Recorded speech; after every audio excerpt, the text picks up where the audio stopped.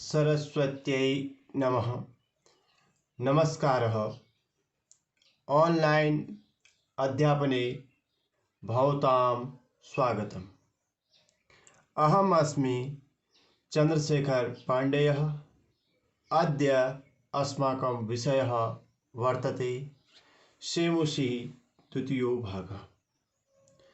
दशमकक्षायाः संस्कृत पाठ्यपुस्तकं तृतीयः पाठः। व्यायामः सर्वदा पथ्यः। प्रिय मित्रों, कृपया प्यारे बच्चों, अपनी पाठ्यपुस्तक खोलें। आज हम तृतीयः पाठः व्यायामः सर्वदा पथ्यः स्वास्थ्यप्रदः लाभदायकः। व्यायामः सर्वदा पथ्यः अर्थात व्यायाम सदा हितकर है। प्रस्तुतोऽयं पाठः आयुर्वेदस्य प्रसिद्ध ग्रंथः। प्रस्तुत पाठ आयुर्वेद के प्रसिद्ध ग्रंथ सुश्रुत संहिता के 24वें अध्याय से संकलित है। पाठ में संकलित श्लोकों में आचार्य सुश्रुत ने व्यायाम का लक्षण प्रस्तुत करते हुए उसके होने वाले लाभों का वर्णन है। बच्चों, व्यायाम करना अच्छा होता है, तो कब करना चाहिए, किस समय करना चाहिए, क्या लाभ हैं, यह इन श्लोकों में बताया गया है। हम आपसे बार बार कहते हैं, प्रातः उठो, व्यायाम करो। हम क्या कहते हैं, ये है ही जीवन का पहला सुख स्वस्थ शरीर है। हाँ, कहते क्या है, ये तो शाश्वत सत्य है। हाँ, जीवन का पहला सुख स्वस्थ शरीर है। महाकवि कालिदास ने अपने कुमार संभव में, ध्यान नहीं आ रहा, कुमार संभव में कहा है जहाँ तक, शरीर माध्यम खलु धर्म साधनम, शरीर धर्म का पहला साधन है। अर्थात शरीर की साधना करना मनुष्य का पहला धर्म है। बच्चों, हमारा जो आज साधन है, इन श्लोकों के माध्यम से हम अपने शरीर को स्वस्थ रख सकते हैं। तो आइए, क्यों न इन श्लोकों को हम पढ़ें। प्यारे बच्चों, श्लोक को ध्यान से सुनो, समझने की कोशिश करो। कृपया जिस समय मैं श्लोक पढ़ा रहा हूं, जिस श्लोक को मैं पढ़ रहा हूं, आप अपनी पाठ्यपुस्तक में शब्दों के आगे उंगली या पेंसिल लगाएं। आदर्शवाचनम श्लोकः। इस श्लोक में अनुष्टुप छंद है। अनुष्टुप छंद का लक्षण है श्लोके षष्ठम गुरुर्गेयम सर्वत्र लघु पंचमम द्विचतुष्पादयोर्ह्रस्वं सप्तमं दीर्घमन्ययोः।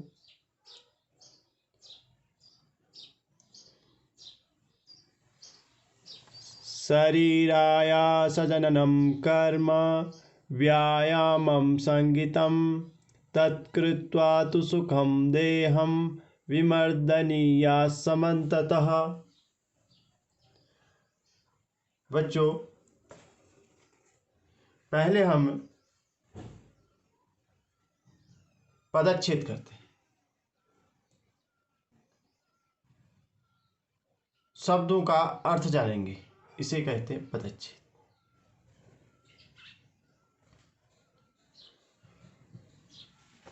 शरीराय, शरीर शरीर को, आया स हिलना डुलना, जननम उत्पन्न, कर्म कार्य, व्यायाम व्यायाम, संगीतम नाम, तत्कृत्वा इसको करके, तू तो, सुखम सुखपूर्वक, देहम शरीर की, विमृदनीयात मालिश करें, समन्ततः अच्छी प्रकार। बच्चों, पदच्छेद के बाद हम अन्वय करेंगे। अन्वय उसे कहते हैं जिससे श्लोक का अर्थ कर्म से अर्थात आसानी से ज्ञात होता है। शरीर शरीर, आयास हिलना डुलना, कर्म कार्य, व्यायामम व्यायाम, संगीतम नामक, तत्कृत्वा इसके करने के बाद, तू तो,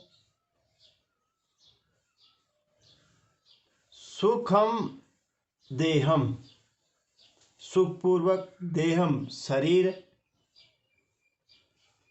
विमृदनीयात मालिश करें, समन्ततः अच्छी प्रकार।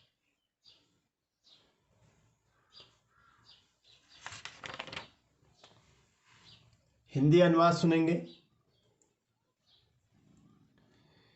आचार्य सुश्रुत श्लोक में क्या कह रहे हैं? शरीर को चेष्टा प्रदान करने वाला कार्य व्यायाम कहलाता है।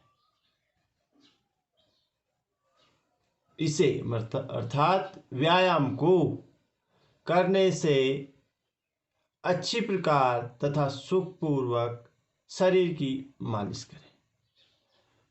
शरीरायाजनं कर्म व्यायामं संगीतम तत्कृत्वा तु सुखम देहम विमर्दनीया समन्ततः। भाव सुनो। व्यायाम के पश्चात हमें शरीर की मालिश करनी चाहिए। अगला श्लोक।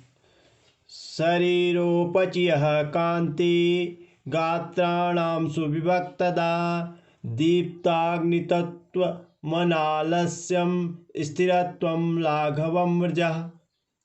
मृजः अर्थात स्वच्छता। पदच्छेद करेंगे। शरीरो शरीर की, पचयः वृद्धि अभिवृद्धि, कांति चमक, गात्राणाम अंगों की, सुविभक्तता सुगठित होना, दीप्ताग्नि तत्त्वमलालस्यम पाचन शक्ति का बढ़ना अर्थात जठराग्नि का तेज होना। जठराग्नि इत्युक्ते अग्नि एव भवति त्रीणि। जो हमारी अग्नियाँ होती हैं वे तीन होती हैं, जो हमारे वेदों के अनुसार या इनके अनुसार कहा जाए तो। वैसे तो अलग अलग प्रकार की अग्नियाँ होती हैं। नंबर 1 दावाग्नि। दावाग्नि उसे कहते हैं वन की आग जो स्वयं उत्पन्न हो रगड़ खाने से। दूसरा बड़वाग्नि, समुद्र स्थित अग्नि। और तीसरा जठराग्नि, उदर स्थित अग्नि। कितनी अग्नियां होती हैं? 3। कौन कौन सी? दावाग्नि, बड़वाग्नि और जठराग्नि। जो जठराग्नि होती है वह कहाँ होती है? उदर स्थित। उदर स्थित, उदर में। अनालस्यम, आलस्य से रहित होना। स्थिरत्वम, स्थिरता। लाघवम, लघुता अल्पता। मृजहा, स्वच्छता सफाई। जो अन्वय की ओर चलते हैं। व्यायामेन, व्यायाम के द्वारा। उपचयः, वृद्धि। कांति, चमक। गात्राणाम, अंगों की। सुविभक्तता, सुगठित होना। दीप्ताग्नि तत्त्वम, जठराग्नि का तेज होना। अनालस्यम, आलस्य से रहित होना। स्थिरत्वम, स्थिरता। लाघवम, लघुता। मृजः, स्वच्छ करना। शरीरोपचयः कांतिः, गात्राणां सुविभक्तता। दीप्ताग्नितत्त्वमनालस्यम, स्थिरत्वं लाघवं मृजः। बच्चों, व्यायाम करने के अनेक लाभ हैं। हिंदी अनुवाद सुनो। व्यायाम के द्वारा शरीर की वृद्धि, चमक, अंगों का सुगठित होना, भूख का लगना, आलस्य से रहित होना, स्थिरता, लघुता तथा सफाई। तो अर्थात व्यायाम के बहुत अधिक लाभ है। तीसरा श्लोक। श्रम कल्म पिपाशोष्ण शीतादीनां सहिष्णुता। आरोग्यम चापि परम व्यायामादुपजायते। जायते उत्पन्न होता है।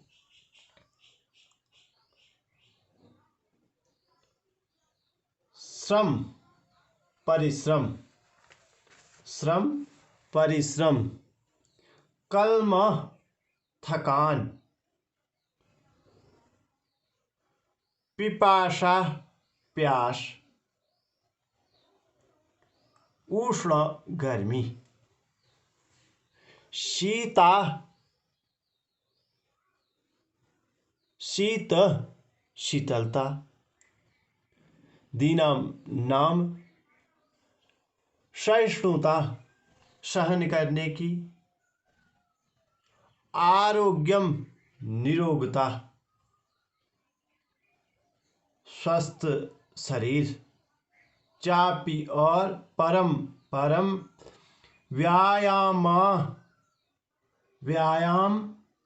दुपजायते उत्पन्न होती है।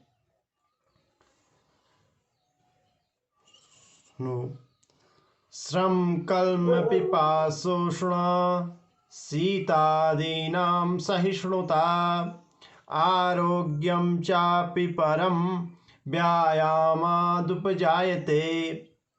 व्यायाम से थकावट, प्यास व सर्दी और गर्मी को सहन करने की शक्ति प्राप्त होती है तथा आरोग्य उत्पन्न होता है।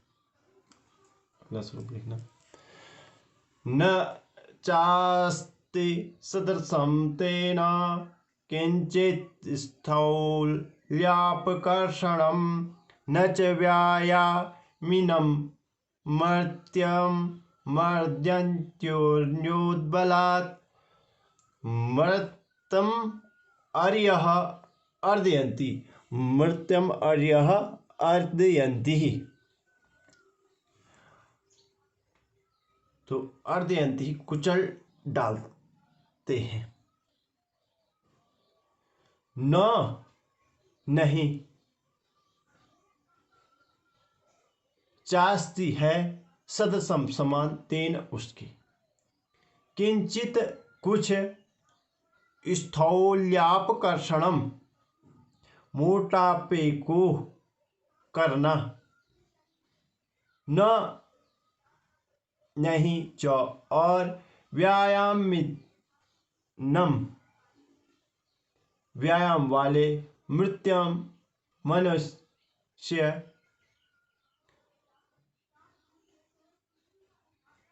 मर्दयन्त्यो बलात् कुचल डालते हैं बलपूर्वक। मृत्यम अर्यः अर्दयन्ति। मृत्यम अर्यः अर्दयन्ति। न चास्ति सदृशं तेन किंचित् स्थौल्यापकर्षणं न च व्यायामिनं मर्त्य अर्यः अर्दयन्त्यो बलात्। व्यायाम के समान मोटापा को दूर करने वाला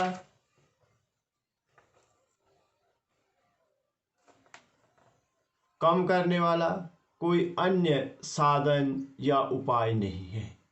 व्यायाम करने वाले व्यक्ति को शत्रु बल से नहीं पछाड़ सकते।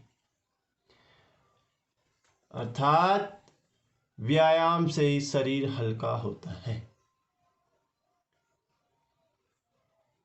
बच्चों, आपने आज ये 4 श्लोक पढ़े। कृपया इन श्लोकों को पढ़ने का अभ्यास करेंगे। व्यायाम के लाभ और कब व्यायाम करना है कब नहीं, इसके विषय में लिखेंगे और घर में व्यायाम, आसन, प्राणायाम करेंगे। धन्यवाद। कृपया अच्छा लग रहा है तो अपने मित्रों तक पहुंचाइए।